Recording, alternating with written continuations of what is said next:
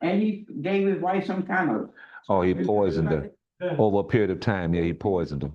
And she died. Yeah. Okay, recently? Ready? Yeah. You, 3, 2, 1. Greetings. Assalamu alaikum. This is Imam Tamir with the Islamic Perspective Hour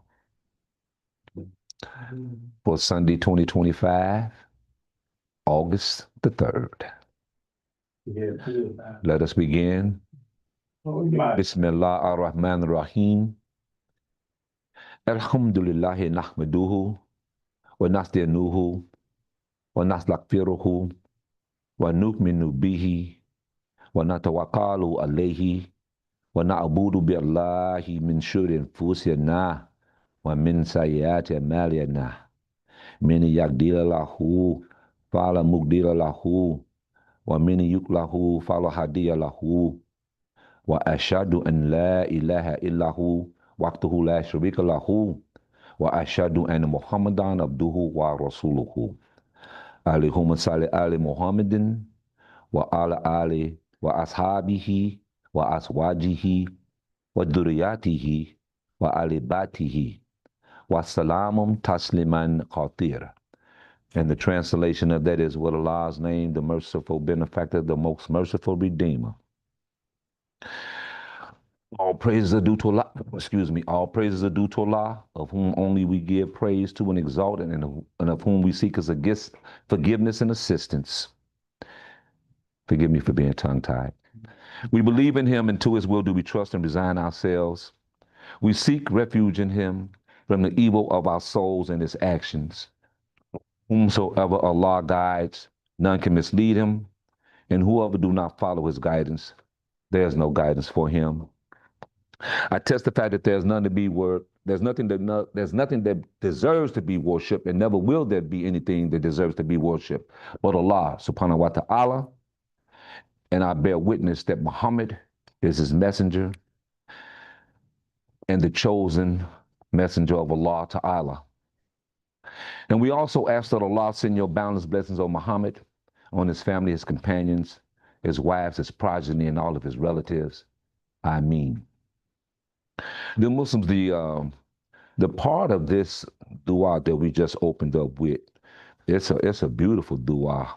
I've been trying to learn it for years. I have some of it committed to memory, and the reason what I'm sharing with you now, the reason why it hasn't been fully committed to memory, because I think I explained to you before, in my Arabic tongue, I get tired tongue.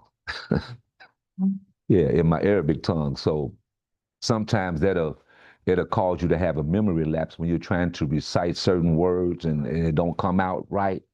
And you try to remember how to recite the word and also its meaning, and then wind up missing both of them. But that's the beauty of the Arabic language. It develops the mind that way. Yes, it really does. Nothing like it in the world. To that point, I always say, it's the only language in the world, this Quranic Arabic, that allows the human creature to use both frontal lobes of the brain. There's nothing in society, there's nothing in creation that we can think of that prompts the human being to be able to use both frontal lobes of the brain other than Arabic. They say this is why the Muslims were so sharp in their thinking, and whatever they set out to do, they did it in excellence, because they were able to incorporate both sides of the brain, which means they had double the brain power, double the thinking power. Everything that they did was of extreme focus. Anything that they set their mind to was of extreme focus, and they were able to accomplish it. And if we look in our own selves, we see that too, as Muslims developing in this language. Brother Imam? Actually, the brother Imam there were talking about the battle, the mentioned the battle of Badr and the battle of Uhud. And just reflecting on the battle of Badr, that 300 Muslims, they defeated the thousands-fold race, is because they were so focused. So focused. And Yes. in their preparation for war. And actually, I read something years ago.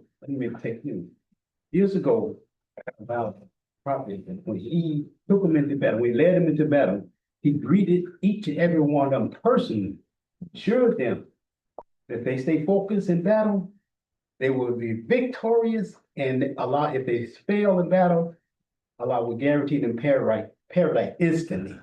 Pretty loud. I wish that was when I was really just kind of picking up little information. I don't remember where. Go back and find that, brother. We can use that. Brother Abdullah. Really, we're talking about being focused. Back then, they didn't have a cell phone, they didn't have. computers, Exactly. TV, Exactly. Brain drainers. Yes. None of the distractions that we have today. None of those distractions. Dear believers, our topic for today, our discussion for today, we're going to be looking at Surah An-Nas, 114. That's the last surah in the Holy Quran. And we're looking at this based on the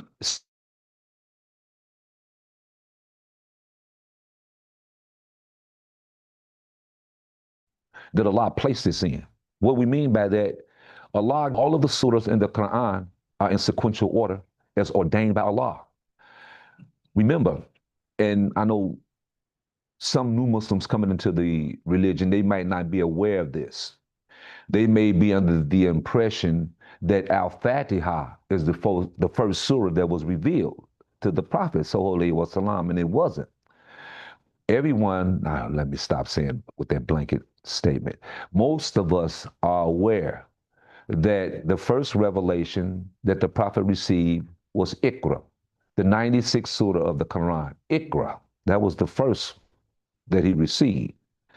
And he received that based on the commandment the commandment for a need to know Allah. When Allah commissioned the angel Jibreel to bring the wahi, the revelation, to Rasulullah sallallahu alaihi wasallam, and he did. And as the story and history tells us, he was squeezed 4 times, and each time he was told,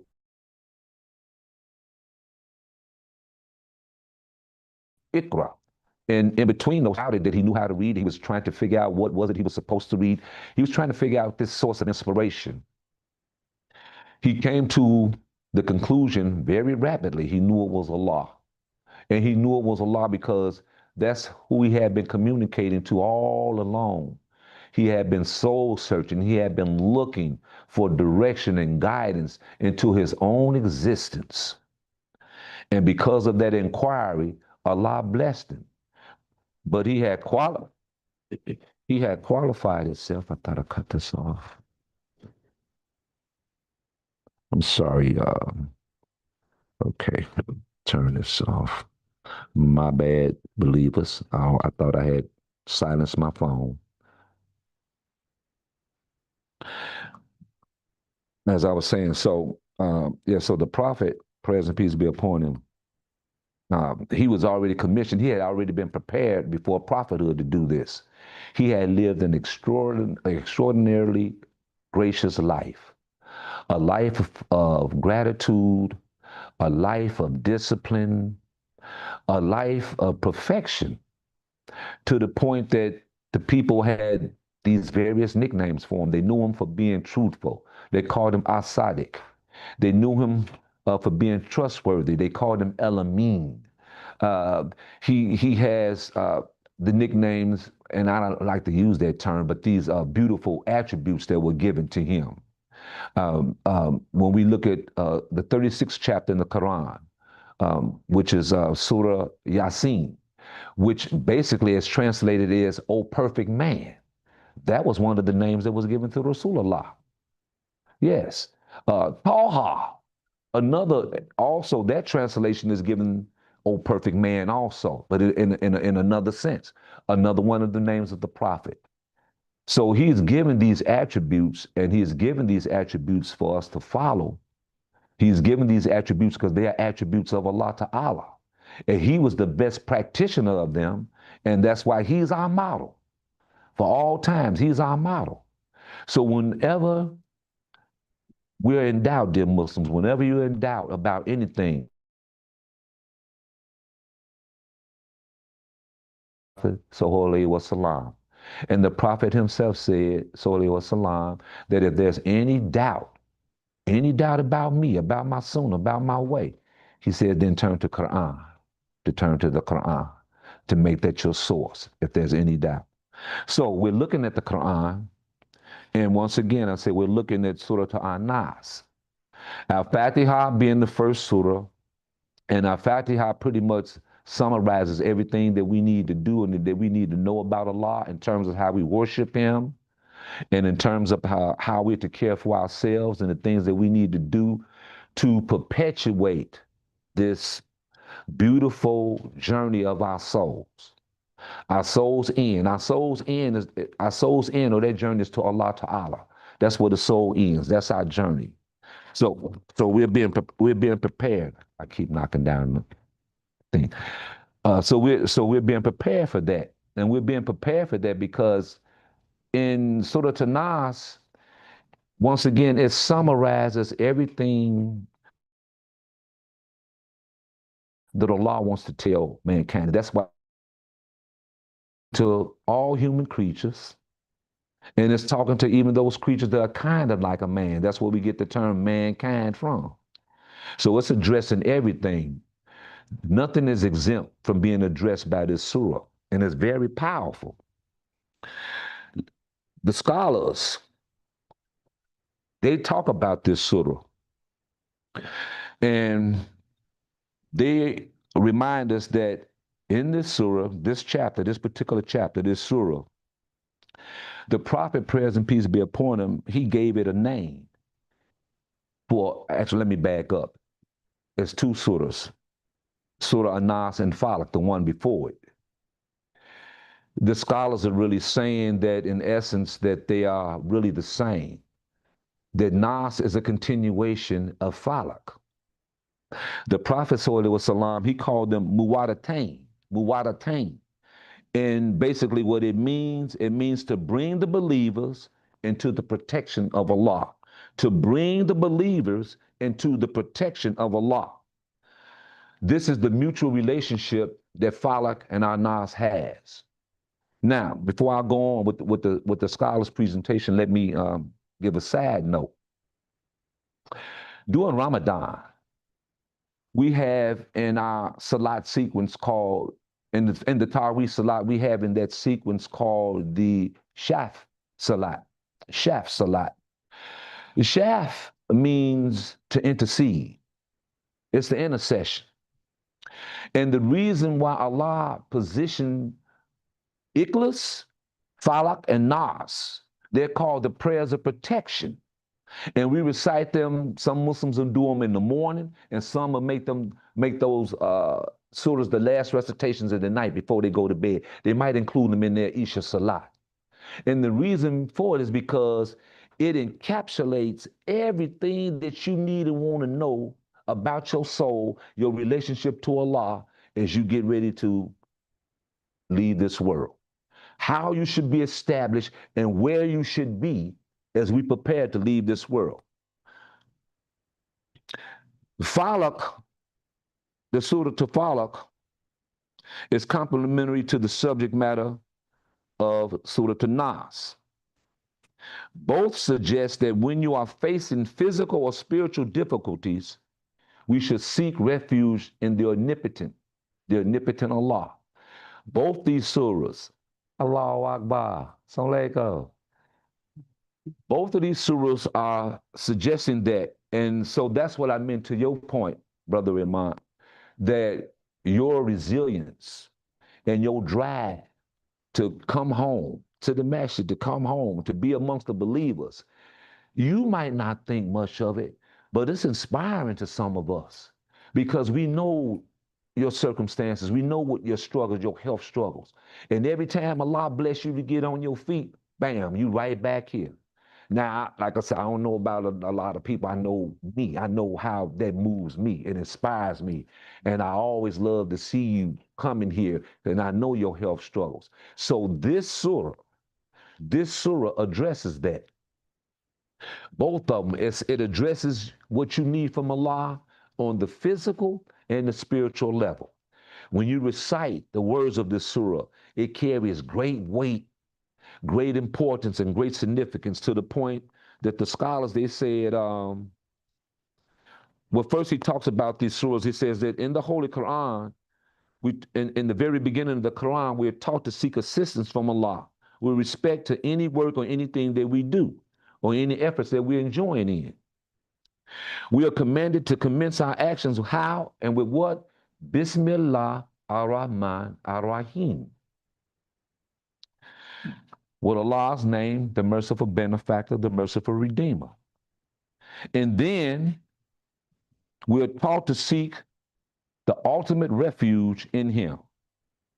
So these last two surahs, they mention 7 evils which we can hardly escape from. And we therefore must seek divine refuge and protection against them. So these 7 evils, as I said before, they're kind of hard to get away from. The challenge to the Muslim, the believer, is to maintain your Muslim and believer status on a daily basis. This is a daily challenge to us. There ain't no rest period. There ain't no weekend you can take a break and I'm going to take a break. You know, Shaitan ain't going to bother me today. I got the day off. Shaitan don't take a day off. We can't take a day off. So these surahs help us fortify our soul, our spirit.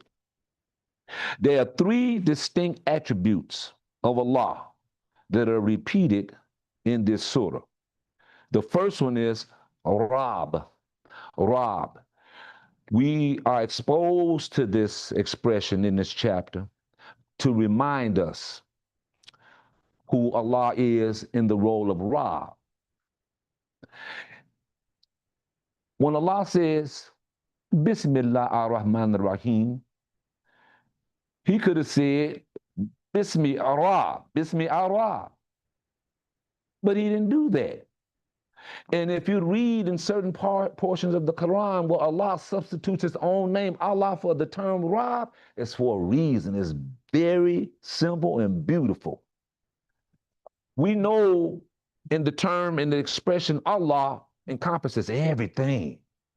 We really don't have to have a lot to say. But when he uses the term Rab, he is drawing your attention to a specific point. He is telling you and he's letting you know that he's the one that sustains everything that you want to do. Not only does he not keep it going, he nourishes it. He nourishes it and brings it to its perfection. So this is why he lets you know in this surah this attribute of Ra. 2, Malik. He exposes us to this in the surah because we have to be reminded that he is the sovereign. Allah is Al-Mulk. He's the sovereign. He's the ruler. He's the king. All of the descriptions of the term Malik. He's the controller of all affairs.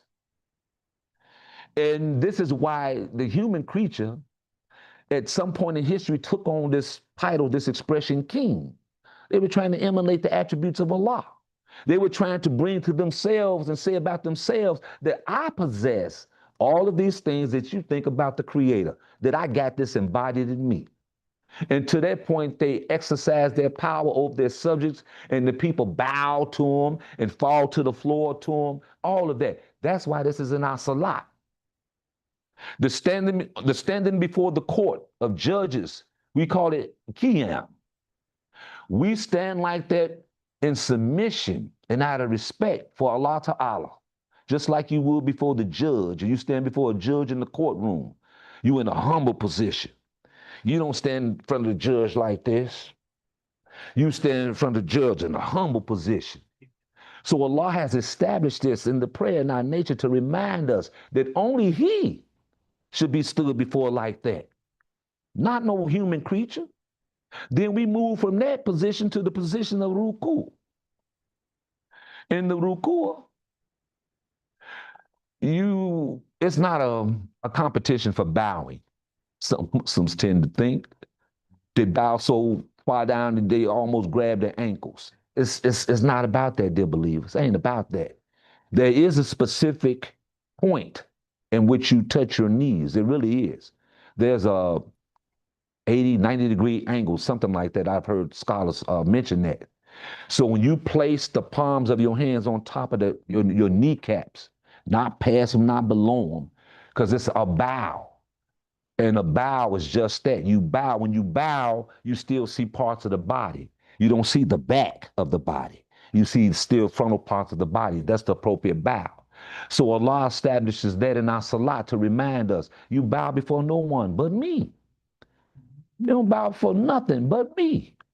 And then we have people in society, in their worship of Allah, they fall to the ground, put their head to the floor. So we have that. We have the sujood, and we have the sitting position, jalsa, and all of these are designed to remind us of humility. We're before our Lord. We're sitting in humility. We're placing this crown to the ground in submission out of humility. And then Allah raise you back up again to the sitting position. Now, these positions also reflect nature. The trees, the mountains, the rivers, all those positions reflect that. So our prayer it's so comprehensive. That's why there's so much literature wrote about it. It's that you can't get enough literature about the Salah. It's just that beautiful. It's just that extensive. Thirdly, the attribute of Ilah. Ilah, very important, because we all got an Ilah, or could have an Ilah if we're not focused and careful. Let me put it like that. We could wind up with an Ilah. And the way that Ilah will situate itself, bring itself into being, is by way of your jinn nature. And we're going to get to that momentarily. That's your personal God. Yeah. The same expression in the word shuraka, as Ilah, shuraka is your man-made God. I take this instrument right here and decide I'm gonna dedicate my life to it. Now I done made this my God, and I'm giving all my attention and my focus to an inanimate object. That's Ilah, that's shuraka, and that can happen with the human creature because of our developmental minds, the way we think, the way Allah has blessed us in our faculties.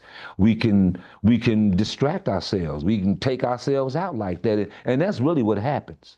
That's really what happens. We take ourselves out. And that's why Allah explicitly says you can't blame him. He says, look at your own hands.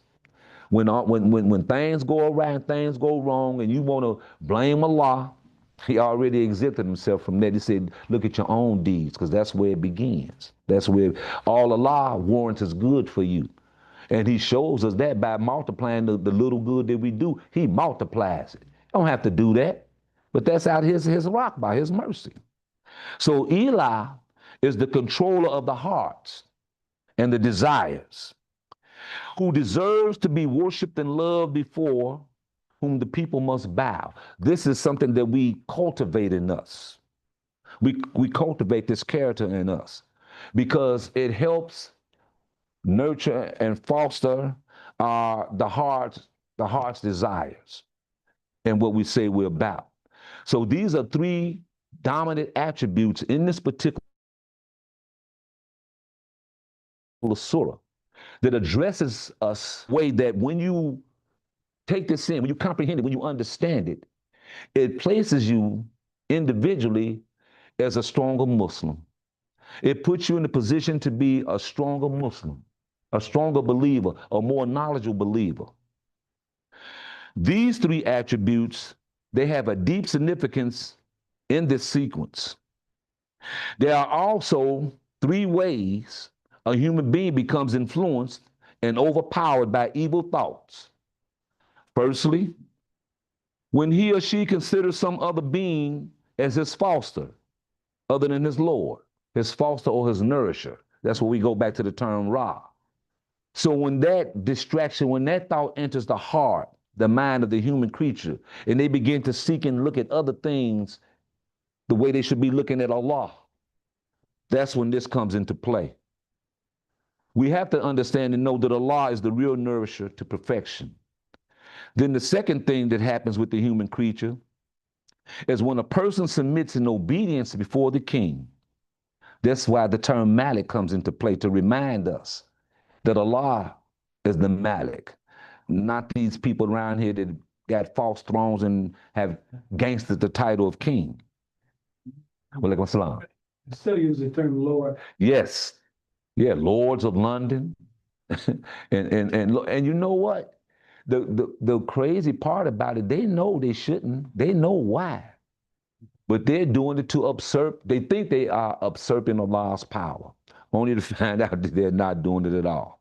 Here's the third thing. When the human creature makes his desires his beloved, his aim, an object of worship and adoration, these are the things that become your ilah, as I pointed out before.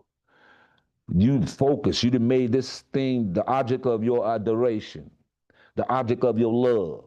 You even made up routines that make you think you obeying this. you done fashioned it in your mind that it's talking to you. Yes, Brother Rahim. Lost. You done lost it.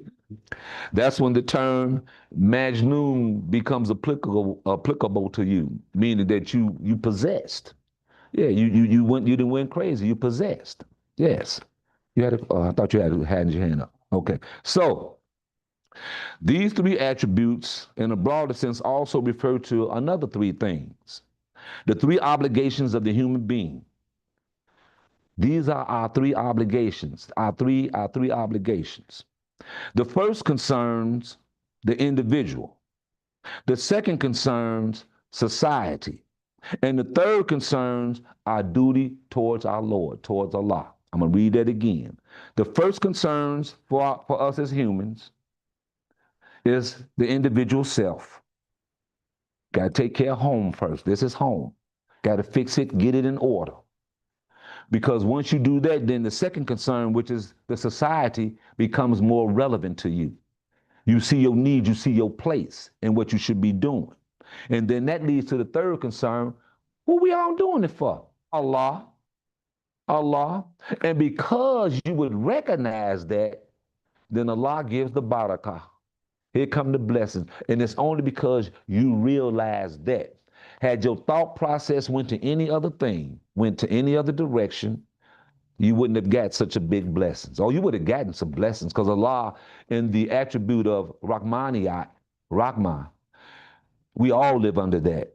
Whether you believe in Allah or not, you still living under that mercy. That's the beauty of Rahmah. That's the beauty of Allah, that attribute of Rahmah. So these three divine attributes then refer to the three conditions or the three stages of spiritual advancement. A term and expression that we're all familiar with. It refers to the three conditions of the three stages of spiritual advancement or retrogression of the human soul, as well as the three divine awards. So we get three awards, and they are from the divine source, which is Allah. They're conferred on the human soul in these particular conditions. The person occupying the lower stage is the one who's completely ignorant as to how to attain a stage of virtue. This is in our base nature, at our lower stage. That person is under the influence of his or her nafs. So nafs amara comes into play. The soul that is inclined to command to evil. However, Allah says, and he is the nourisher and the perfection of all humankind, Allah says he gives reward for that or protection for that, as he so pleases however he pleases, to whomsoever he pleases. So sometimes we get a blessing and we might miss a blessing, and we might be prompted to think, well, Allah, why don't you give me that? But that's a question that as Muslims we should really never entertain, because all of the blessings of Allah are good. فَبِأَيِّ اللَّهِ رَبِّكُمَا تُكَذِّبَانِ? And which of the favors of your Lord would you deny? We are told that when you hear that, when somebody's reading that surah, in your mind silently, you're supposed to say, "Oh Allah, I don't deny any of your blessings, and to you is the praise." That's the response to that. Whenever you hear that, "Fabi'alahi alayhi rabbikuma tukadiban," that's your response silently. You say, "Oh Allah, every blessing is good from you, and to you is the praise." That's our response to that. That again. Which surah? Al-Rahman. Yeah, 55. Yeah. So Allah is the nourisher to the perfection of all humankind. And that's why we have the term Ra. Even once again, if they disbelieve in his being and they're regardless to his existence. As I said, this term is called, you have these terms called Rahmaniyat, Rububiyat. These are concepts. And what they do, they embody everything that falls under that umbrella that's attached to that. Rububiyat covers all, and it can be compared to the rain that irrigates the lands of everybody, and the sunshine that provides its light to all corners of the world.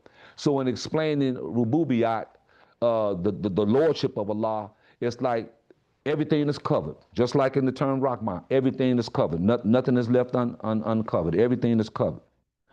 Now, what we have to be conscious of is that there are people who, as Allah, there's a part in the Quran arranged in ranks. There's a sort of talk about being arranged in ranks. These ranks are important to the point that some of us have a rank above others, or a rank above the aforementioned class of people. These are people amongst us. They have been enamored. They have been so in awe of Allah and acquiring knowledge of Allah that this is how they live their life. This has become their virtue. Day in and day out, they seek knowledge on how to perfect their life so they can be a better servant of Allah. Actually, this is a command upon us all. It's just that everybody might not get the invite, so to speak. They might not have received the inspiration. And so it's something that you should seek. So you should know and you should understand that why Allah even pushes this on us is because it's the best way to know him. You know Allah through knowledge.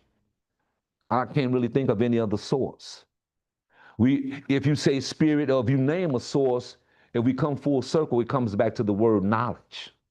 So we can call it spirit, we can say it's a soul, we can call it a number of things, but it all comes back to the concept, the principle, the understanding of knowledge. These particular people, those of us who possess this drive, this zest for the knowledge, we're eager to get rid of our weaknesses.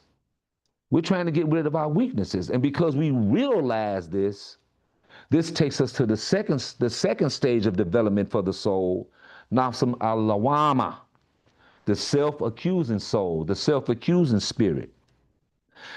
This spirit, this soul is alive. And it warns you from time to time. It warns us.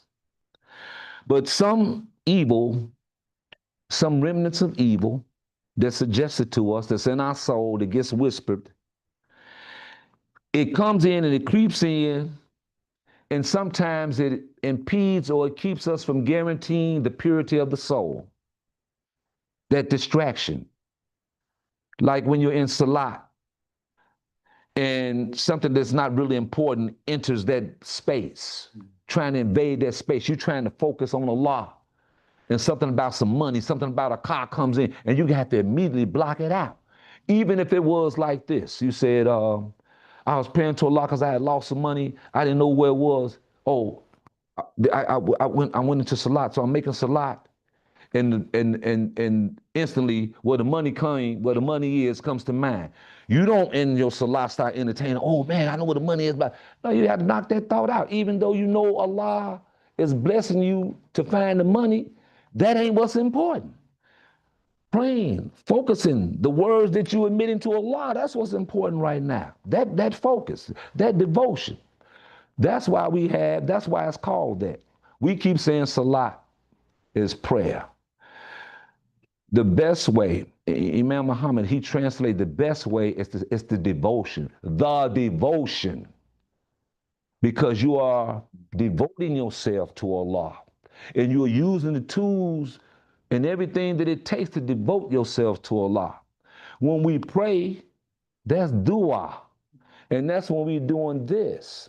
And we are beseeching, begging Allah for his barakah. And that's why we're told that when we are holding the hand like this and the barakah comes down and it fills up the hands and it runs out and runs into the heart from this position. That's the symbolism behind it. It runs into the heart.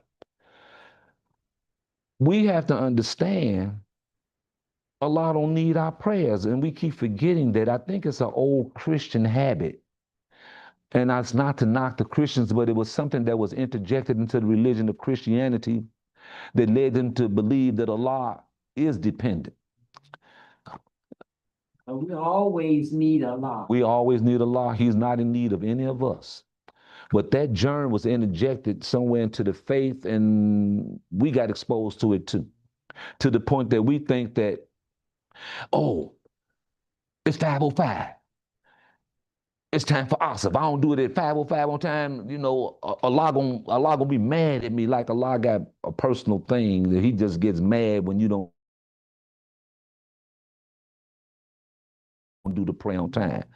If you would only keep in mind that it's for you. And the reason why you should be adamant about even doing it on time is because you need that discipline. You need that. But Raheem? You mentioned something about that, like, it was the person that give in to, Given to the weak side of the nafs, right, so, like he worshiping money, he, material things. God, Mm-hmm. so the idol, he got that idol thing in The Eli. his money or Yes. a cross or whatever around his neck. So he got that idol worship. Yes. So, And so because of that, the person becomes totally distracted from worship.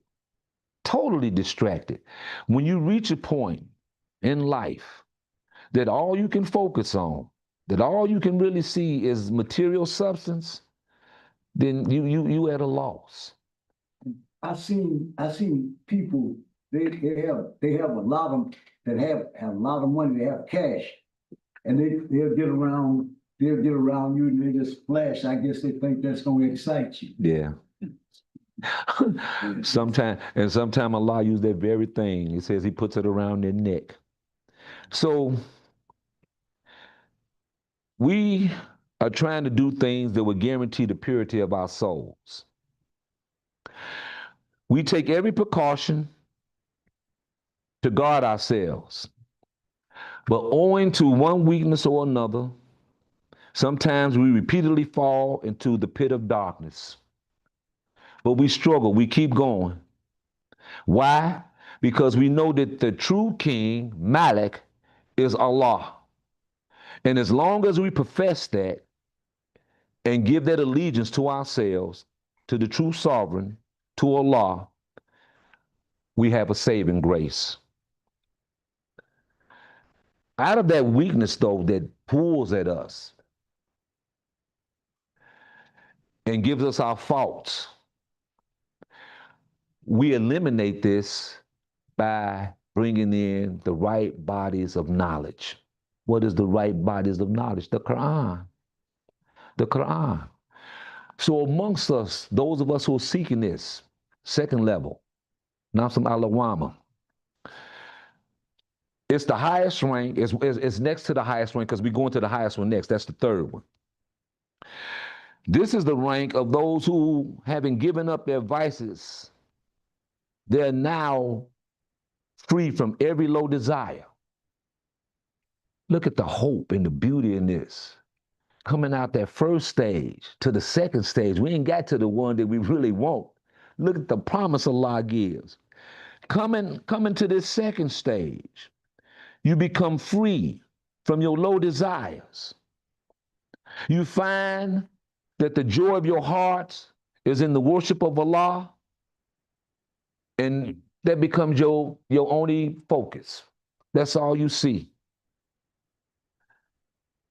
You find that your belief in Allah as the controller of all the hearts is sufficient for you.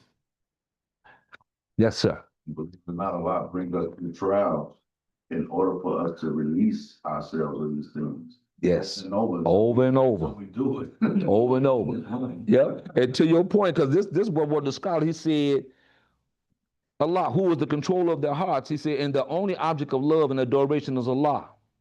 In the exalted stage of pure and perfect sincerity, truth and righteousness, then our soul enters that stage of peace. Nafsam mutma'ina. And so that bad influence is a test against that. That's all. You got to be tested. Whole life is a test. The whole life is a test. We got to be tested because through the test, you get the approval. If we didn't have the test, how will we know what's approved of? You're a flunk. You will flunk it. Yes. Say after the test, difficulty come easy. Yes. Yes. When you are doing this a lot and you find that, you know, some of these thoughts that while you saying the whatever rakah or whatever shoes or whatever you reciting in your mind, whichever verse we reciting, and you think the thoughts that's trying to keep you from doing the prayer and maintain that. Yeah. Kinda, Even in that, you got to stay focused because remember this. It says that every time Allah designs a thing, Satan designs the like of it. So you will be doing something thinking that Allah's stamp of approval was on it, only to find out that Satan substituted it. And the only way you find that out when the bad comes into it. The bad thing happens, this wasn't supposed to go like this. Where did I go wrong? You go back and review and find out that you thought you was following Allah's plan and Satan slipped one in on you. That happens, y'all. Ain't nobody exempt from that. Nobody's exempt from that. Yes. Lord, if someone said, seek refuge with Allah against Shaitan and spit to the left, was it a dry spit to the left 3 times? I don't know if you that hadith. I've heard it. I've heard it. I've heard it. Well, I mean, anything on that nature, you go into the symbolism of it, the reason of the spit and all of that. Yeah. It's really showing a lot that, or like it say something comes into my head where I don't even know what rock I mean no more. Right? I'm like, that makes sense. Yeah. I'm like, okay. Then you make at the end of the prayer, you make the 2 rakahs of forgetfulness. Yes. Tayyid. That's why the Imam said when Shaitan pop up, knock him back down. In the top of his head. Thought came in my head, and I stopped and said, subhanallah, And then continue with the prayer. then Yes. That word, continue. that word, subhanallah, that's the one that brings your attention back to Allah. That's the word when we correct one another, you're supposed to say subhanallah. You don't just light until somebody start correcting them. You say subhanallah because you want Allah to be in that conversation. Allah gonna be in the middle. Allah's the referee. Allah's the judge. So you got both contending parties. So we call on Allah, subhanallah. Allah come down and he becomes the referee. We find when we don't do that, when we don't invoke Allah in our decisions, usually they go wrong. They go wrong. No. Go ahead, brother. the more the Shaitan is around you. We return to Allah. So like you said, be more, what's the word you used, man said? Focus. Yeah, but it was another one. Oh. Right. Allah don't need us. We need him. Yeah, yeah. We're going to him. We going to him. No, to show our obedience. So to your point, Brother Raymond, don't lose your thought. It is said that in the sujood, Subhana Rabbiya Allah, after you do that 3 times, you can actually make a dua, ask Allah for anything in your words. They don't have to be Quran, in your words. You might not have the Quranic expression, so you have to do it in the English that you know. But we're told in that position, that's the time to really beg and ask for Allah when you down like this. That's why you'll see some brothers leave the salah, they be in sujood for like 10 seconds or more. And then you'll see some, they go down and pop right back up. That's what I was wondering on the minute. That's because a lot of us are not aware in the prayer that we can do that. And so we go Subhana Rabbi Allah real quick and then we pop right back up. No, the other reason why you take your time doing that, because you have to be mindful of the elderly and the people behind you. So that's why the prayer is never rushed. That's why when the imam, the khatib, who's ever leading the prayer, when they stand back in the qiyam, they don't come right back up and run right into Quran. A few seconds go about, because you get a congregation chance to stand up with you, to stand up behind you. And everybody behind you is standing up evenly. The rows are lined up evenly. And then the imam utters the rest of the Quran and the congregation follows. It's a system that everything we do it's got such a finite system. It's so interwoven, it's so integral to this is what makes people go to the extremes about Allah, because they don't believe that Allah can be so simplistic. So they create difficulties. It can't be this easy. Well, let me make it difficult. Let me hype it up this way, and then they add stuff and they add words to Allah, the very thing He told us don't do in the Quran. He said, I don't need you to add words to what I gotta say. He tells us that. And yet the human being go out and do it anyway. What was your comment, Abdullah? To give ourselves to wrap our mind around Satan, the idea of Satan, that Muhammad said. So we won't be thinking about a cartoon figure with right. pitchfork. Right. Yeah, because we was fed that diet. We was fed that diet for about 40, 50 years. And lies, weak ideas, and wrong thinking. Yes. So, those are attributes. Those are the attributes of Satan. Lies, wrong ideas, weak ideas, and wrong thinking, bad behavior. So get it. And so you should try to show us a balance from that extremism. Exactly. Well, actually, you just capsulized. This is what Nas is doing. Surah to Nas is bringing the balance to the human creature. It's letting you know, because you got Al-Fatiha to kick you off. And in the law of sequential order, Allah knew what He was doing when He made Surah 114. He made it that surah, because now this is everything that mankind is about. It's in this. Okay. It's at the end. It's talking about and it's at the end. It's at the end of the Quran. So that says something. That it was so important that Allah placed this at the end. A lot of all the surahs are important, but the 2 most important surahs in the Quran, or some of the most important surahs in the Quran, I should say, is Al-Fatiha and Nas. The one that starts you off and the one that concludes you. Question.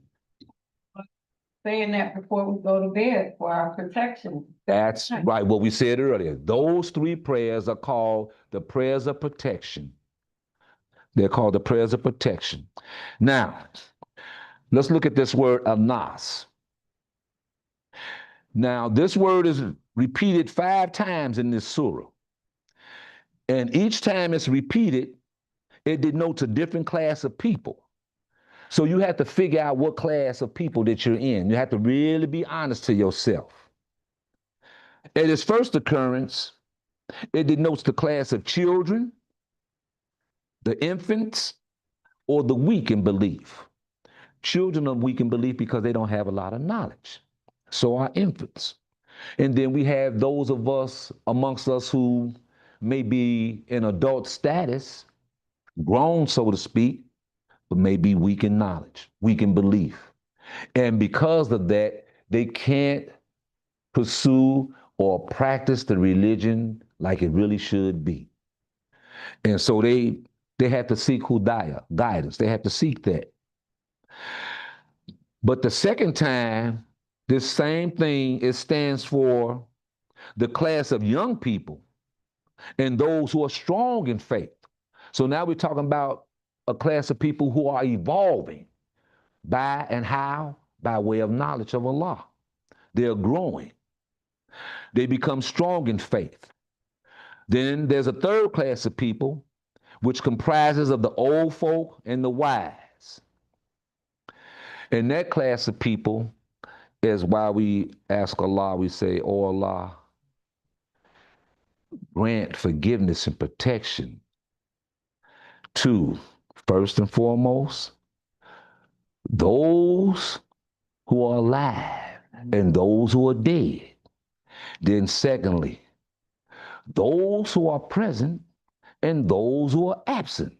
And then thirdly, to our old folks and to our young folks. We're asking this. We're asking that Allah bless them in this effort. Our young folks and our old folks. That Allah bless them in this effort. And then you reach the fourth class, which basically refers to the righteous people. The righteous people.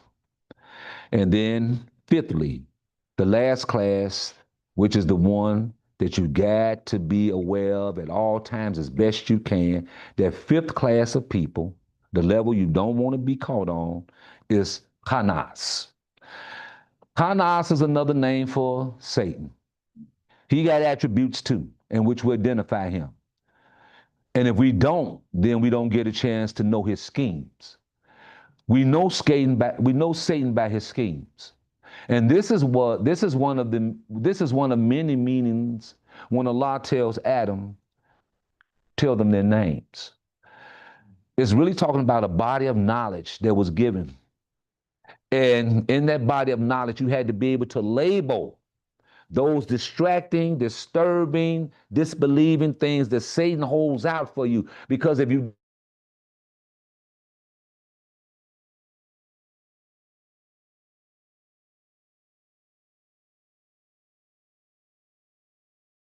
don't have a label for it, it becomes unknown and it aims.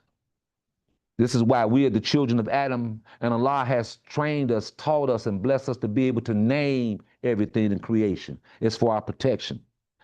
The Khanas is also known as the Dajjal, the Antichrist. When you hear this term Dajjal in Islamic expressions, be careful because they parallel it and associate it so much with the coming of the end of times of Christianity, or they call it the Antichrist movement, or whatever term they give to that. You have to even look at that term. The Antichrist is really just talking about things that are anti-religion.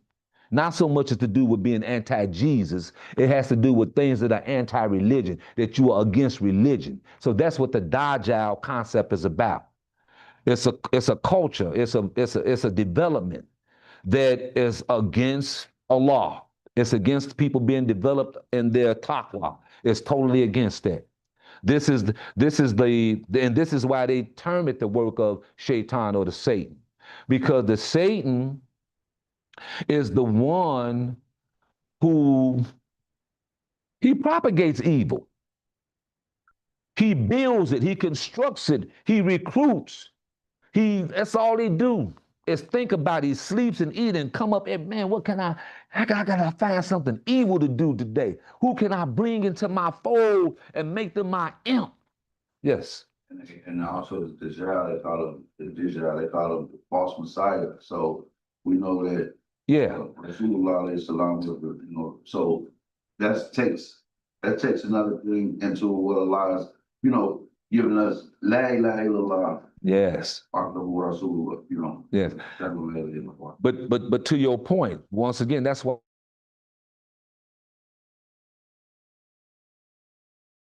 I said when we're dealing with those expressions, false, that language alone has a psychology in it that will taint your Islamic growth and development to the point like this. They, outside or opposite of the Muslim or Islamic world, will use that to say, well, the Prophet Muhammad, he could have been the false Messiah. And people have done that, and people do this. You know, that's why I said when we're dealing with that expression, that language, be very cautious and very wary of it, because a lot of it is tainted, and it's tainted just like the whole of Western psychology. The psychological language in Western psychology is soul damaging, and it's by design. It's designed to take your soul away from Allah. We might get into that. Let me see. Yeah, we got some time. We're gonna address that. I got some commentary from Imam Muhammad I want to share with you. So, the Khanas or the Dajjal, in essence, are really just a group of evil whisperers.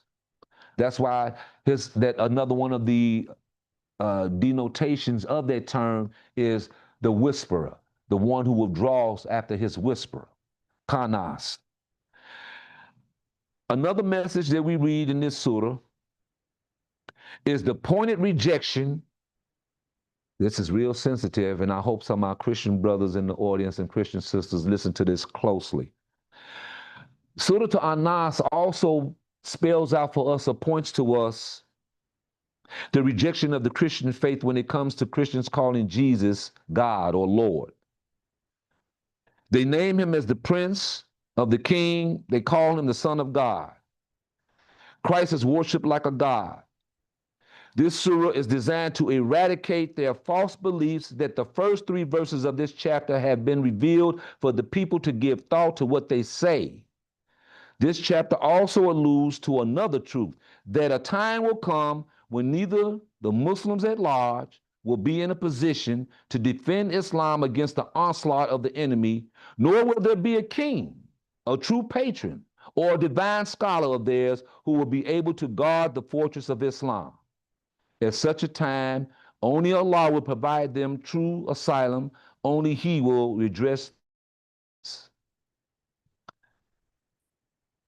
This surah also teaches us a prayer, in conclusion, against the discord and disorder that was set in among the people, among the various nations, and among the followers of different religions. It further tells us that whenever a human being feels like attending to the evil suggestions of the whisperer, he or she should at once turn to Allah with a penitent mind and seek His protection. And that's the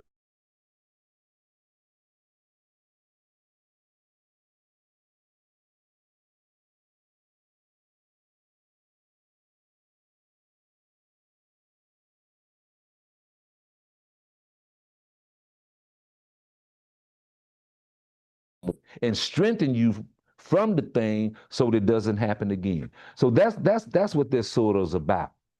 That's what this surah is about. Now, I went into the surah and I didn't read it, and I did that on purpose because I want to give context to it. When we look at the surah itself, Qul a'udhu bi rabbin nas, malikin nas, ilahin nas, min sharril waswasil nas, alladhi yuwaswisu fi suduri nas, minal jannati wan nas. Powerful. Say, I seek refuge in the Lord of the people, or some translated as the mankind. Let me stop here right quick and point this out to show you the beauty and the prose of the Quran, how it's structured, and how if you are a poor student of English, this Quranic Arabic will straighten you out. It'll make you an English scholar. Check this out. Now, this is a surah, 6 ayats long, but it's really one sentence. In English, we would call it a run-on sentence because it has a lot of commas in it. So we would call, but see, that don't apply See how the logic and it don't apply. We don't stifle ourselves and cut ourselves off from logic when the logic can continue to make sense for us. Here's what we mean. Say, I seek refuge in the Lord of the people, the sovereign, the controller of the Pharaoh, the God of the people, from the evil of the whisperer, the sneaking one, who whispers evil suggestions into the hearts of the people, from among the jinn and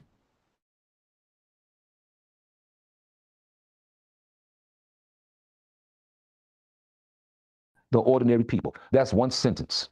It's only broken up ayat. That's what the wisdom is. The word ayat, it means wisdom. It means signs. It means revelation. That's what the word ayat means. It means chapter. It means source. This is what the word ayat. So every time and it means miracle. So every time we read an ayat in the Quran, you're reading a miracle from the Quran.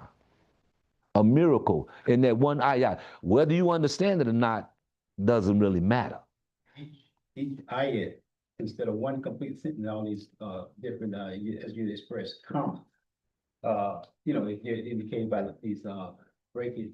So each ayat has its own, yes. So you can really take that one ayat or one portion of that and get abundance of wisdom from it. Yes. And so to the beauty, and that's why Allah structured. Allah always is doing stuff to make you think. Everything he does is to make you think. And this is why we're told what? Dhikrullahu Akbar. The thinking of Allah is greater. It's greater than anything.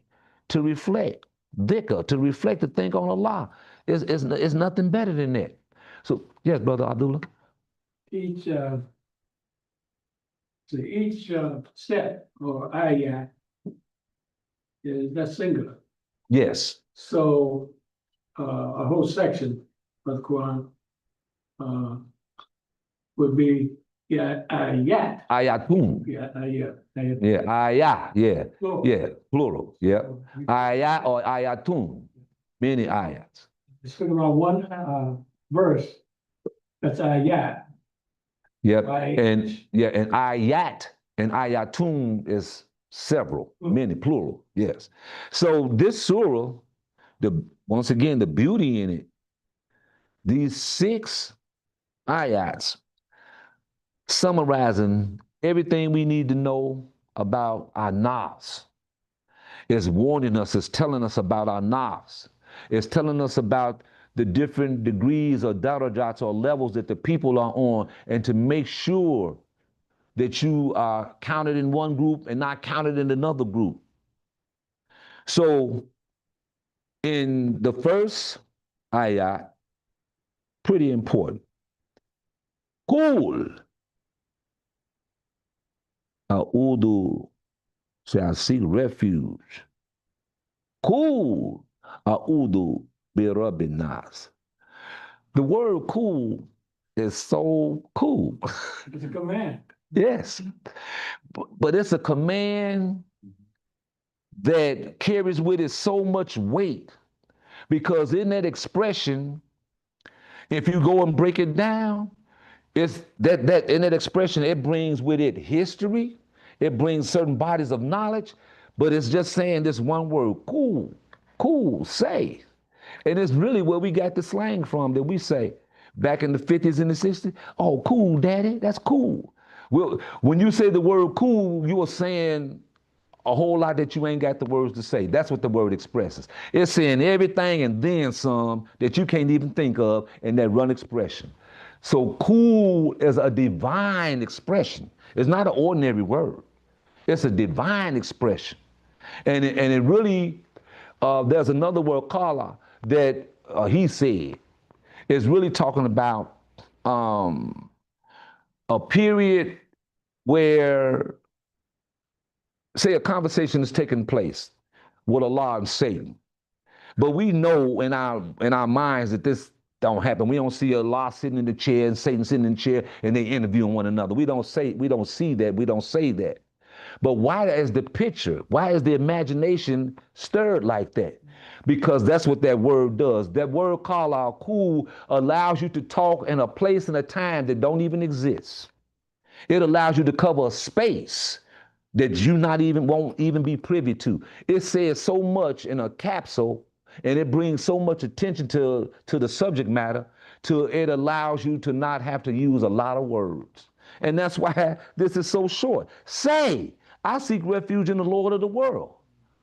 Cool, say. So he's saying in here, I don't care what else you got to say, what else you got to do, what else you know, blah, blah, blah. This here, say, I seek refuge in the Lord of the people. He says it all. Our scholars put it like this. He says, this is a divine command. And because of it, we are enjoined to seek protection not only by verbal solicitation, but also by deeds and actions to attract Allah's grace. So this word ain't just something you just say, cool, it just say. This word moves you. It enjoins you to become a part of the construct. Whatever it is you're dealing with, whatever it is you're talking about, Brother Abdul. There's several places in the Quran where, like you said, there's a converse between Allah. So during the converse, a person may not know what to say. So Allah will tell you what to say. Yes. Attention and say this. Yes, say. So you'll know how to continue to argue. Yes, and if Allah should select it for you, then it's a perfect expression. Yeah, as they say, you can't go wrong. He's teaching you what to say. Yes. So this word, once again, we are enjoined to seek protection, verbal solicitation, and it covers our deeds and our actions. It attracts Allah's grace. According to Abu Aliyah and other learned scholars such as Bagawi, Ibn Hajar, the word al-nas also signifies Dajjal, Antichrist, but it also is reported that the Prophet ﷺ said that from the creation of man to the coming of the hour, there is no creation greater in temptation than the Antichrist. So this has been, Allah is telling us this because this is important. That our existence is so important, that the temptations we receive is so important that Allah has to intervene, intercede with a concept like this, so that we can be helped, just so that we can be helped. So this word is very powerful, cool. Now, the rest of the surah, and it depends on which Quran you're reading, they don't go into tafsir of every ayat. They took the ones that were specific and germane and that are really like relevant to us like now, something we can leave out of here today with. Case in point, let's look at 4, ayat 4. Min shurri waswasul qanas. Min shari wawasil qanas. From mean, surely the evil, from the evil of the whisperer, the sneaking one. The parentheses read it like this, that he may protect me from the evil of the whisperings of the whisperer, the sneaking one. But sometimes it's good to go straight and try to find out what the Arabic is actually saying. And anytime you see it in parentheses, then it's 9 times out of 10, it's not in the Arabic. But because of the word itself expresses itself like that, the parentheses become like an add-on definition to add more clarity to the word itself. It says in parentheses that he may protect me. So when we see min shari, from the evil, min shari means from shari, evil. And that's his name, the whisperer, the sneaking one. Yes. So it's a literal translation. Waswasil qanas. It's a literal translation here if we don't look at the parentheses. From the evil of the whisperer, the sneaking one. That's the literal translation. Min shurri wawasil qanas. Now, our scholars, they go into qanas, al-kanas. And it's the reason why we give the suffix, the prefix al to it. It's to draw your attention to this particular thing, the thing. This is the thing that you should be mindful of. Al-kanas means the sneaking one, the one who hides, retires, and shrinks after the whispering, who comes forward first and then retreats. It is one of the names given to Satan when Satan acts according to the nature of a servant and follows fraudulent and crafty ways. Listen to that. It is one of the names given to Satan when the Satan acts according to the nature of a servant, meaning that if your nature lean in this way, you lean in this way, you giving yourself to this, you following fraudulent and crafty ways, then this is going to be your outcome. Now, the word comes from nahas. It's a Hebrew term. It's also expressed in the beginning of the Bible. We read that it was Nahas who made Eve deviate from the right path. The concluding chapter of the Holy Quran makes it clear that this very Nahas will assume the form of the Dajjal, the Antichrist, in the latter ages when Satan and the children of Adam will wage wars between themselves in which Satan will be ultimately overpowered. So this Kanas, the one who whispers after and then withdraws To the hearts of men. into the hearts. Now, that term, it says sudurinas. It didn't say kalb. It said sudur. It didn't say kalb nas. It said sudurinas. Both words mean heart. Both words, kalb, it means heart, but it also means the forefront. So when it refers to Adam, and when it talks about the kalb referring to Adam, it says he forgot, because this is where the memory is. This is where the most of the thinking is. The scientists say in the frontal part, the front lobe is where all the thinking and all this great mass, this stuff that we need. But it was here in this process that Adam forgot his responsibilities and duty to Allah. And this thing here, nahas, to him, that Brother, you not follow it. they say he fell asleep. Same, sleep, all the different expressions, what they're actually talking about is that he lost his resolve, he got away. His consciousness. The Quran uses the word asma, which one of the meanings of asma means to resolve, your resolution, how you take care of a thing. He lost his ability to take care of business. That's really what it's saying. Why? Because he left off the path. He left off Sirat al-Mustaqim. He was listening to his base desires. This is the name that they give to Eve. So they give this name to Eve, and they say that the woman is the cause of that. Now, what's really going on is man is having a battle in his soul, his own self. That's what's going on.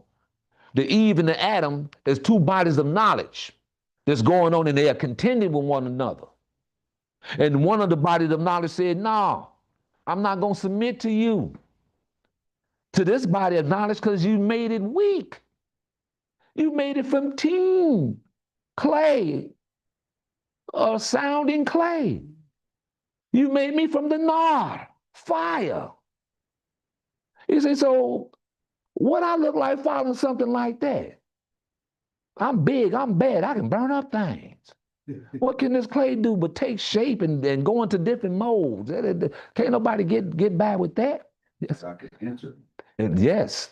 He's out. He said, I could enter him. He said, and I will. He said, except for your devoted ones. And that's why we get the term the whisper. He said, I'm going to whisper to him. He said, I'm going to come in. He said, I'm going to get into him. Allowed him to creep in. He keeping his promise. He kept his promise. And Allah said, go ahead, give you respite. So these two terms, so now sudur. So we got called. So sudur, when it's translated as breast. They don't say heart. It's translated as breast. Here's the reason. The breast or the heart in Arabic means knowledge. That's what it connotes. It means the seat of knowledge. It means the center. It means the core. It means your everything that you stand on, that you say you about, your every iota of being. And that's the same definition for Knox. So that, we have a surah, expansion. So The expansion. we're not expanding either, huh? Yes, yes. Meaning he expanded your base of understanding, your knowledge. He opened your breast up more to the understanding of himself, which is Allah. He poured in more understanding, more knowledge to you so you can walk even stronger with more faith. And so that surah is given to us in Revelation as a reminder, if Allah did that for him, he'll do it for you. That's what I'm getting at. Adam, like you said, fell from his responsibility. He gave Adam the knowledge of our nature. He's given us Quran. And he gave it to Adam. Yes.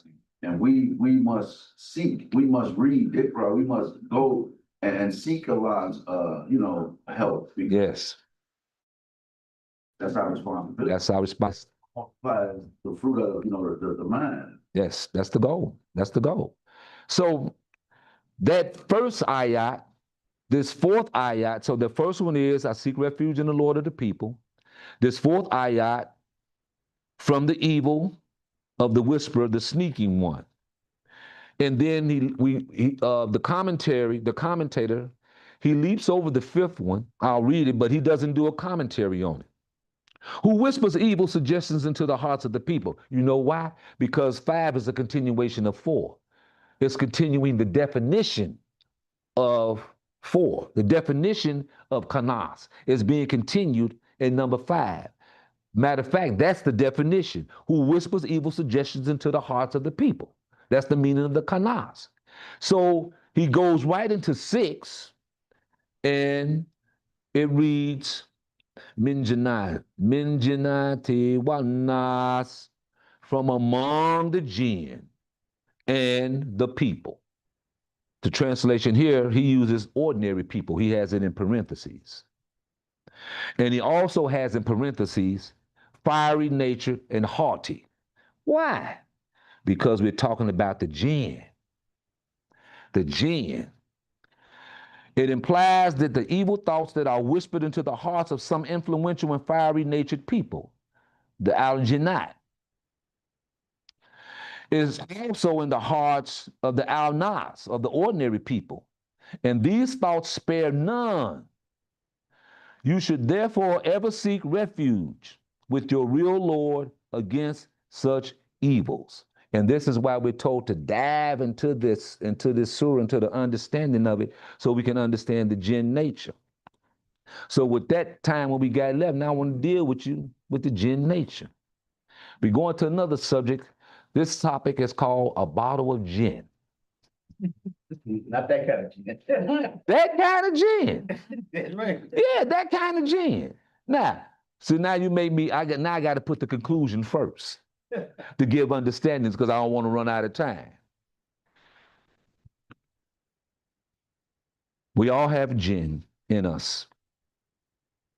And to that point, not the wise, but the so-called scientists of the world, the social scientists, the ones who study the psychology of the soul, etc., and found out that, you know what? The human being is inherently endowed with the ability to be high. This is where you have the sort of Allah, the Most High. Allah already gave you that ability to be high. Just reflecting on him. We call it the natural high. So the jinn nature, the arrogant one, the haughty one, who want to slow down your process, who want to interfere with that, he comes up and he whispers, he said, you like that natural feeling, that natural high? I can give you that every day. I can get you that anytime you want. Take this bottle, turn it up, and you will be in that feeling. You'll have that feeling every day. Take this bottle of gin. The gin is a liquid spirit that's made by man. Now, the names have evolved, and they called it whiskeys, wines, but they called it everything. But the central piece here where it emanates from, where it all comes from, is jinn. This is where it started with. Because we know they call it spirits. They call it spirits because it affects the spirit also. So, but we know that the liquid that's in the bottle, it creates an artificial presence that you're with Allah. Because you feeling so giddy, you so out, you just, everything's just fine, everything, you just doing everything, you just doing the most. Because you're not in your right mind because it's been altered by the chemical. So, the same principle, when we look at it as it applies to ourselves, your gene is contained in you, it's in the bottle, it's already contained. And you don't want to let it out. You remember the TV series I Dream of Jeannie? She would come on, and so the guy, the astronaut, the long story short, the astronaut, he discovered her on the beach, he grabbed the bottle, he rubbed the bottle, Jeannie come out and starts granting wishes.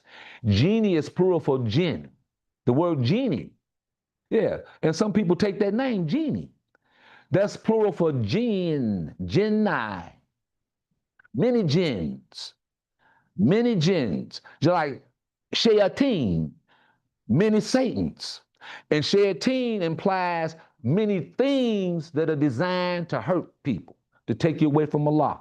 So that's what shayateen, so a shayateen, the shayateens, the multiples, it could be any number of things designed to take you away from Allah. So when you name it as Adam, as we're taught, then you can identify it and you know its nature. Now you know how to get away from it.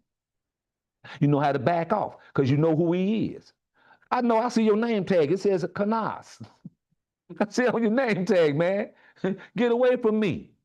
The Christians say, Satan, get thee behind me. Same expression. Allah gave them same protection, same expression.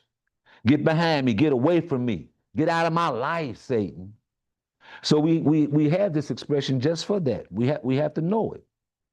Yes. One time this lady, she knew I was Muslim, and she said, you better get behind Jesus.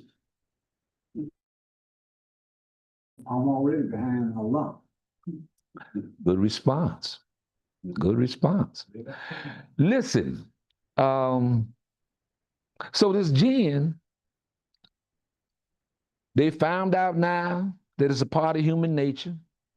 And they found out that they can develop a chemical substance which will bring out of you not just your nature, but exacerbate it, take it to extremes. You know, a drunk person, they're in the extremes. If we ain't just talking about the physical drunk person, but the spiritual drunk person, which is worse when you're spiritually drunk. And this is why Allah, when he's expressing and telling us about the intoxicants in the Quran, he uses this term khamir. Khamir. It means intoxicants, but it means it's something that takes you away from Allah. It's anything. So it don't have to be a physical drug. It's anything that takes you away from the remembrance of Allah, that intoxicates the mind, meaning that you so out of it, you so just say that power, yeah. That's the worst kind of drunkenness. That's the worst kind. So you drunk with power and you don't know how to handle it. You acting just like the physical drunk person behind the wine. You making bad judgment calls. You're doing all kind of things, and the things that you're doing is hurting people. That's why we have to try to establish a balance. This is what our dean does. Yes. Yeah, like the church, when they holler and scream, like they're drunk. Yeah. Well, that's by design. You got to understand, we didn't have anything to do with how Christianity influences us. The people who enslaved us did that. The Western Yes, they did that. And so after civilization. Yeah, so after so many years of oppression, you develop what they call Stockholm syndrome, meaning that you start to believe that what the master's doing to you is right, and you start buying into it. You start really thinking, oh, I'm supposed to be treated this way. This is my lot. This is my fate. Yes. Just like when I was down south, some young African Americans like myself, but I never could conceive this, and they felt that they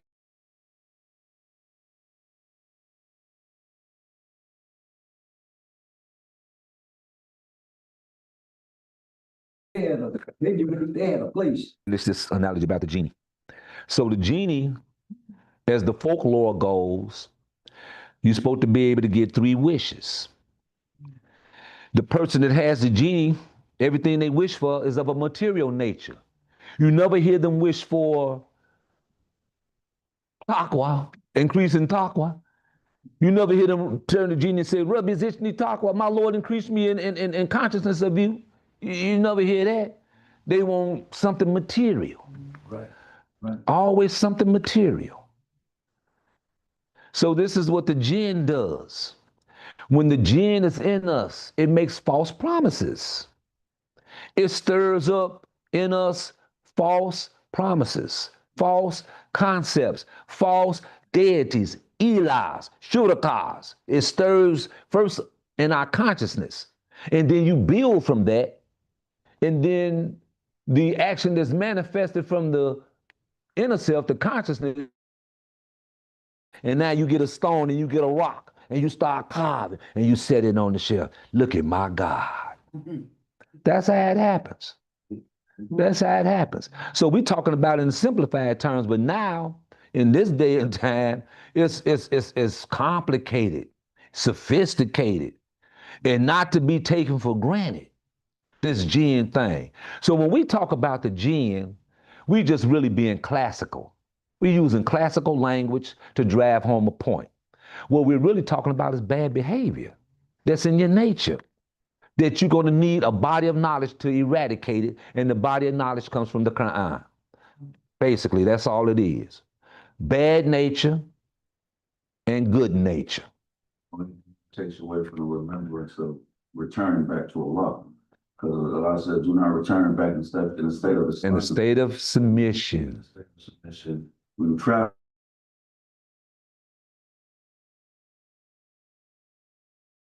through this earth, and we must find our way back. Excellent point. You made me remember something I forgot to mention when I was talking about the three souls. The last one, Mutmaina, RGE, Rabiki, Mardian, Mardia. See. How does that go? I always, every time I try to conjure this up to say it, it always pops out my mind.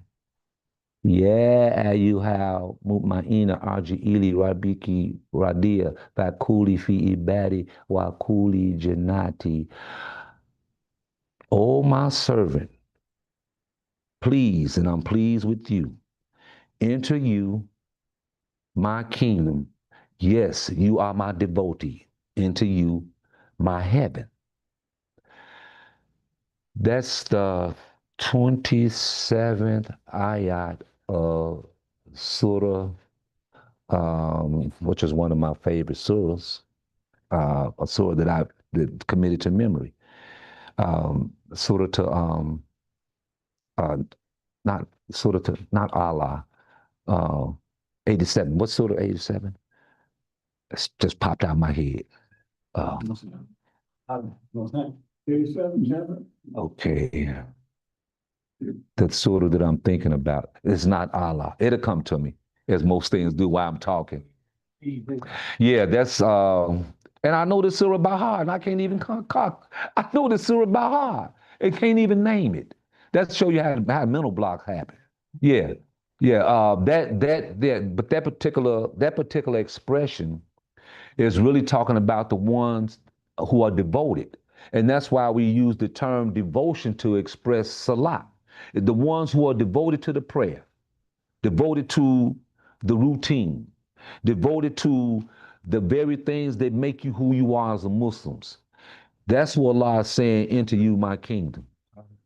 The one before that, Fajr. That's it. I don't even know. I know this surah by heart and turn and forget it. Yeah. Surah to Fajr. Yeah, 89. Yeah, Surah to Fajr. Yeah. So that 27 ayat in that surah is talking about the soul, al-mutmaina, the one that's is pleasing, and what it's talking about is that you have come to a point in the stage in your life where you're confident and you're pleased with Allah, and you have the ability to believe that Allah is pleased with you.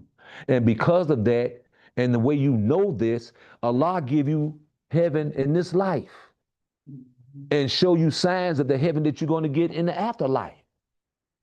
So when your life is good and it's prosperous, and just as they say, just things seem to be flowing your way, just flowing your way, but you're taking those blessings and you're dispersing them, you're not hoarding them. That's your heaven on earth. Because Allah continues to reward you because you are constantly sharing your blessings. You're not holding on to them. You're not keeping any of them. Soon as you get them, you finding somebody to get them to. And then Allah, he just gives you some more. So we have to have that, Brother Abdullah. 7. Yes. To the righteous soul will be said, O thou soul. Yeah, you have a mutmaina. Complete breath and satisfaction. Nafsun mutmaina. Thou to thy Lord. Arji ili rabbiki radiyatan mardiya. Fakuli fi ibadi. The devotees, enter thou my heaven. Wakuli janati. Yeah, that's it. That's a beautiful expression of Allah's promise to those of us who strive in this way. Very man Muhammad, he would mention not that surah, not those words in the surah, but he would say things that reflects on that part, this surah, that part, those ayats. Yeah. He would say, I'm in heaven. Yeah. You know, And for a while I didn't understand it. you can't help going back to this surah. Yeah. And that's what he was actually Yep. saying. Right here on earth in this life. And to be able to be a witness to it. Some people get heaven on earth, they don't even know they're in it. They don't even know it. They get John, they don't even know it, and so they can't even recognize and thank Allah because they're not in the habit. They don't have a system. They're not in the routine of remembering Allah. And they're just good people doing good things. Some people think they have to die to go to heaven. That used to be the lot for us all as a people. And for some of us, it still is. Some of us, religious persuasions are still believe that we're supposed to get ours in the by and by. As a matter of fact, to that point, brother, to show you that a lot of us still believe that way, this is why when you look in society, the way it's going, why it's so corrupt, why it's so chaotic, because the people don't believe. They don't really think they're going to get anything out of this, so they have thrown their fate to the wind and decided to just adopt this chaotic way of life until the Lord called me home. So they're doing all this wrong. Yeah, without any real understanding. That's the bad part. That's the bad part. Let me wrap this up for us right quick. In conclusion, because this is really this is really beautiful. I got some tops here from Imam Muhammad on this subject too. And don't be surprised when I get before you Friday and we'll be still dealing with this because just like the Quran, these topics are very extensive and all the time you can't talk about it in one setting, in one day, in one top, in one talim. Sometimes it adds on. Now, I want you to set your minds and think like this.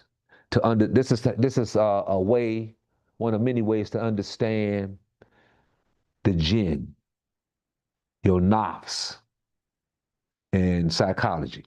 So nafs, soul, and the non-physical person. And then psychology. Now, nafs is from the same word that you get the word psyche and psychology from in English. Same word, same expression.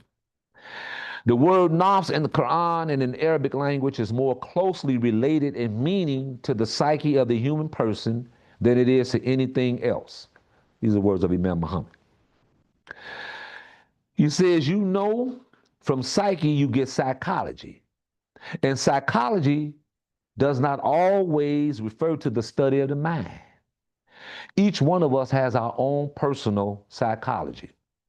For each person, there is a psychology, not only just a psyche. So psychology then means the way you are most likely to respond and behave spiritually. Read that again. Psychology means the way you are most likely to respond and behave spiritually. And this is why we are described as spiritual bodies more than a material body. In the world, we study it and call it psychology. In religion, we call it spiritual sciences. This subject is best explained from the standpoint of the Quran dealing with Iblis and his refusal to bow. You have to go back and read these surahs. I'll name them off for you. 230, Surah Baqarah, Ayat 30, which basically deals with Allah creating the Khalifa and the angels questioning Allah.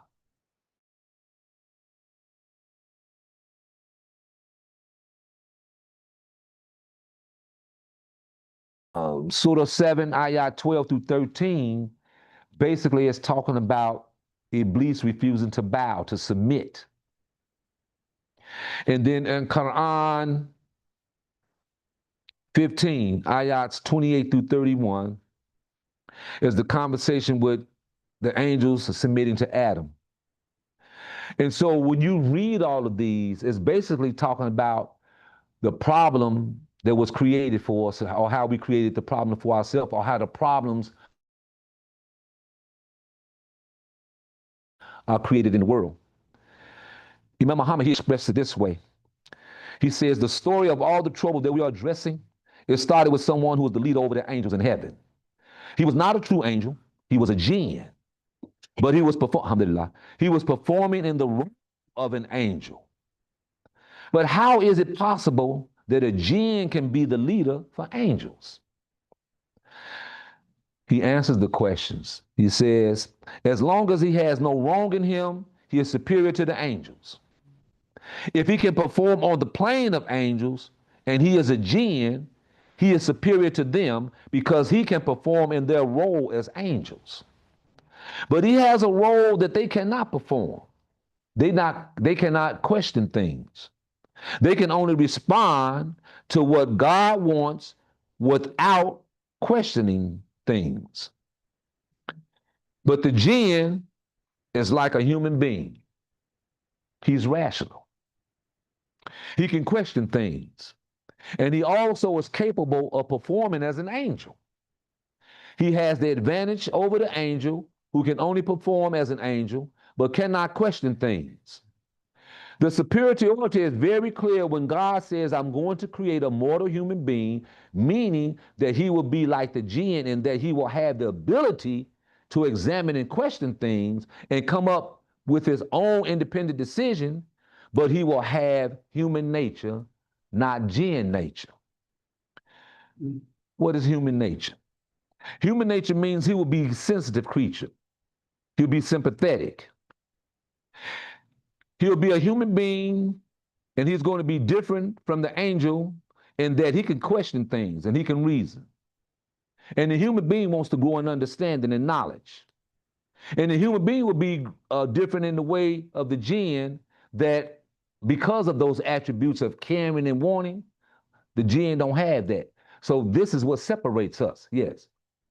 What we say, Muhammad overcame his jinn. I'm getting to that. I'm getting to that. I'm getting to that. Yes. So this information was announced by Allah to the jinn, particularly to Iblis, who was performing as an angel. He was an angel whether you believe it or not, as the Imam explains it. But he said, I ain't got time to go into detail. See, but you got to trust me on this.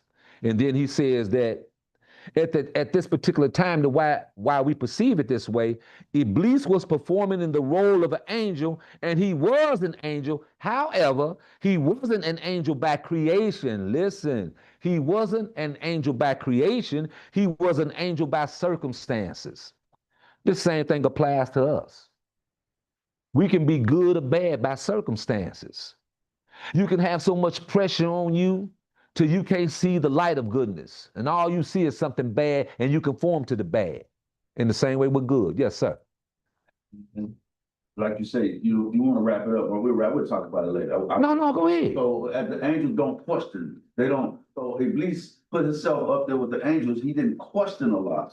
So that's why when I said prostrate yourselves, and he did not say all of them did refuse except Iblis. That's when he became the jinn, or not even the jinn. That's when he became the shaitan. But Yes, jinn side of him. that's right. That's what he evolved from jinn nature to Iblis nature, from Iblis nature to shaitan. But he evolved from jinn nature to Malik to angel nature by being submissive, so submissive as if he was one of the angels. And really, it was a con. Yeah. It was a con game. So he was, because you know what he was after? The knowledge. Yeah. He was after the knowledge. Remember, the Quran tells us that there were certain jinn, they tried to steal a what? A hearing. And they was visited by what? A flame and fire. Okay? Yeah. So, Brother Abdul? Say that the human being is made a little above the angels. Yes. Because we have will. Yeah. We are above the angels in the sense because we have will. And the angels don't. Angels take orders. The angels take orders and can't question things. They don't do such things, but right. Yeah, but what they're told. So the Iblis was performing as an angel, but when the test came to see if he was really truly an angel, he couldn't pass it because he was a jinn. He could think and reason it. So when his thinking came into the picture, he said, no, I'm not going to accept this. I'm better than this creature. I'm the leader way up here above all of them down there. You are going to choose something that doesn't have my wisdom and my knowledge, my skills and my ability. He says, I've been faithful to you, God, up here with the angels. I have even kept them for you. So he's bragging and stuff like he's doing a favor for God, like he's doing this great thing and God should reward him the way he wants to be rewarded. But as the story goes, he says, "Now you got to get up out here, Jack. We can't have that kind of disorder up in here." And the other angels. So he says, the Imam uses this expression, Aba wastakbara. Aba wastakbara. It means he defied the order and he became proud and arrogant.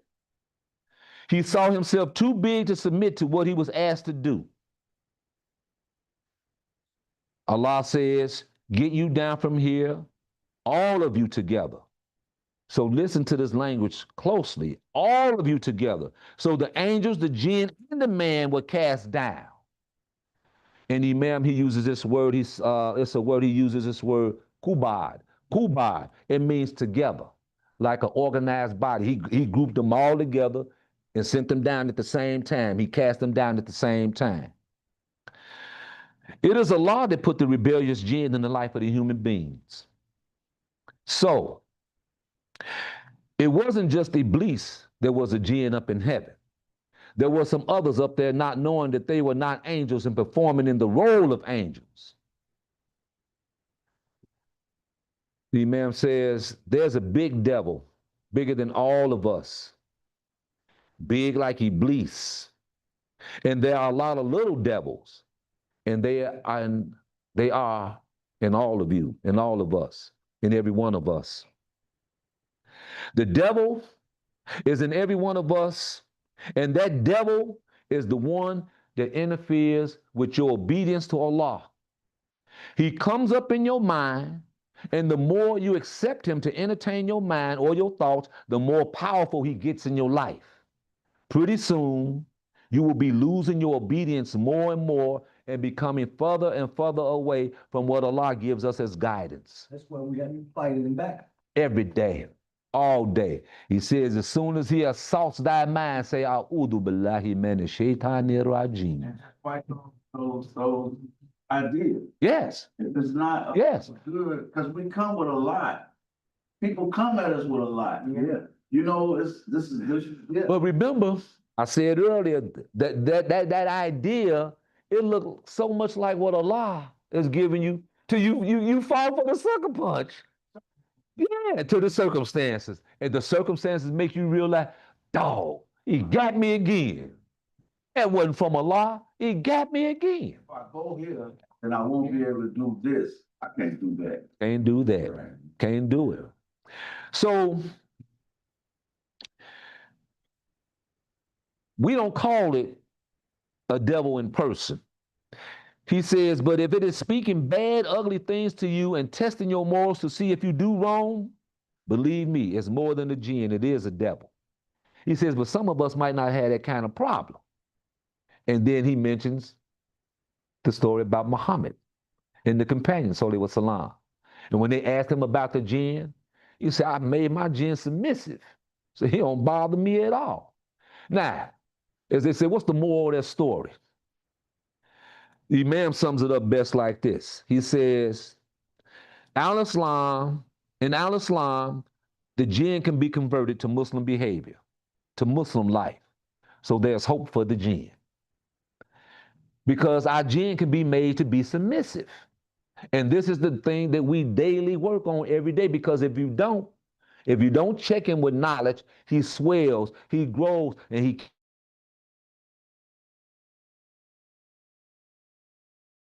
keeps on whispering, and he never gets tired. Was whispering. Yes. Well, that's the, go ahead, brother. Oh, brother, you man, go ahead. I had one of the Imam, he had his class, when he first started Master class. And I think it was, he had opened it up to, just the believers at large. And he was taking questions, and I had a question to ask him about some jinn that I didn't really understand, and that's when he told me. He said, I don't remember what question I asked him, but it was about the jinn. He said that jinn, he said they both can go to heaven or they both can go to hell. They can both, and that is in the Quran. Yeah, Jinn yeah. And he, there's so many places in his commentary that he touches on this. And I just was trying to gather up some of the highlights, some of the important points to drive home for you all and for myself as well to highlight that. Yes, sir. Go ahead. Go ahead, brother, man. Wanted me asking that because I was thinking the jinn was the devil and that was it. And he had no hope of him getting there. Yeah. And that's when he pointed it out to me. Yeah. And that's what if Muhammad was explaining to us. Allah knew in the beginning that the Iblis was going to turn into the Shaitan, and that he was going to kick all of them out, Yes. even the angels, because we got angels here with us. And he knew that Iblis was going to become our enemy, or either, and that's what he said, bow to Adam alayhi salam. And the only one who didn't was Iblis. So yes. He's telling them, this is my creation over you all. Mm-hmm. So the angels submit to us. If we call upon Allah, who comes? Allah sends the angels, his forces. Yes. If anything, we got the jinn inside of us with us. We can make him submit, or we can turn to his ways. Yeah. If we are weak, and that's what he said. If they foolish enough to follow you, then they're going into hellfire. Like. So that's what we have to remember. Yes. That what he's saying is just that in a nutshell. What Allah is telling us in the Quran. In the Quran, in a nutshell, that's it, Brother Raheem. And Allah didn't tell you not to accept it. He gave you a choice to go right or left. Yes, the limited human will. Surah Percy, there's no compulsion in Islam, in religion. True God, true, what do you say? True nature, true behavior, true is distinct from error. Yes. Yeah, you know.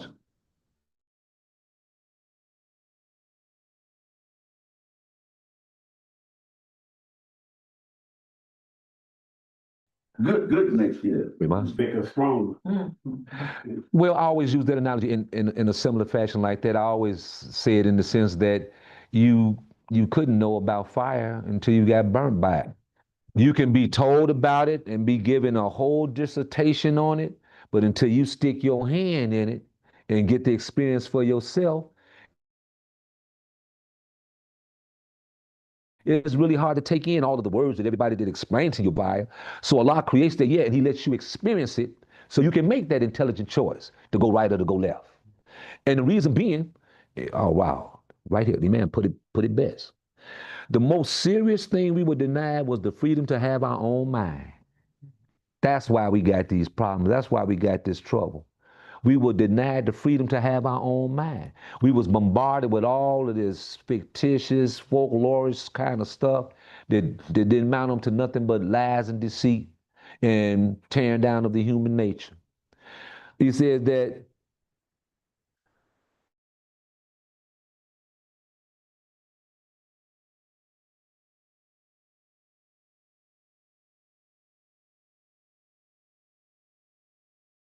in our own community, we were denied authority that God created for every human being. We was denied that. Every human being is created to aspire for leadership and authority. And when Allah said in the Quran, I am making a Khalifa in the earth, I am making one to be responsible for authority, that's what a Khalifa is. He says, I am making one to be responsible for authority. That's us. He says that the Khalifa is responsible for the divine trust. Authority is always God's authority. It always belongs to God. But it's a principle, a philosophical statement. You a parent. He says, treat your children, have them do the right thing, correct them when they are wrong, exercise authority, but understand that authority is always God's, and you are really acting in the office given to you by God. So you are trusted with authority. And that is the meaning of Khalifa. Well, one of many meanings of Khalifa, I should say. So, the expression about the fire. The other day, we was having all that heat. I mean, it was just blazing. You just really couldn't even go outside. And this expression came across my mind. A scorching wind, scorching fire. I thought, oh, that's a Quranic expression. So I'm doing my research and stuff. So I look and I see, well, yeah, ma'am, he talks about that. The jinn being made before from a scorching wind. He says that fire means a body of knowledge that is of the world. That's one of the meanings of fire. A body of knowledge that is of the world. Men look at it. They like it. They like to be near it. He talks about that. It gives them warmth. Being made before from a scorching wind. It went off. We out of time. Said that fire means a body of knowledge that is of the world. That's one of the meanings of fire. A body of knowledge that is of the world. Men look at it. They like it. They like to be near it. He talks about